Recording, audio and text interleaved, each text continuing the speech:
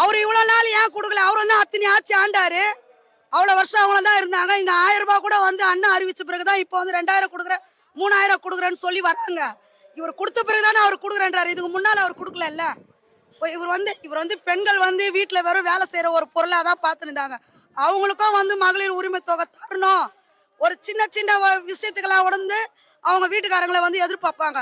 இப்போ ஒரு 1000 ரூபான்றது வந்து அவங்களுக்கு ஒரு பெரிய விஷயம் தான்.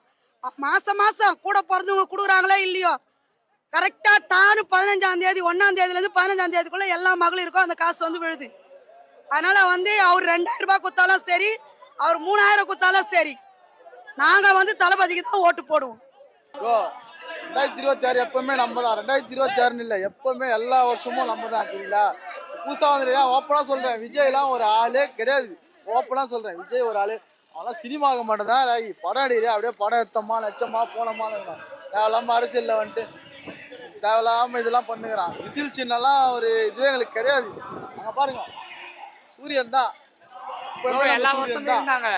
எல்லாருமே அவங்களை எதிர்த்தவங்க எல்லாமே மன்னிக்கிறதாங்க. அதே மாதிரி வெளியில ஓகேங்களா? அவங்க கட்சியில இருக்கிறவங்களை கேட்டாலும் அவங்க சொல்ல முடியாது. தெரியாது, கொள்கை தெரியாது. எத்தனை கொள்கை இருக்குதுன்னு கூட அவங்களுக்கு தெரியாது. மொத்தம் டிவிகேல 12 கொள்கை. அந்த 12 கொள்கை இப்ப கூட நான் சொல்லுவேன் கேட்டா. ஆனா டிஎம்கேல 5 கொள்கை. அந்த டிவிகேவோட கொள்கை கூட அவங்களுக்கு தெரியாது.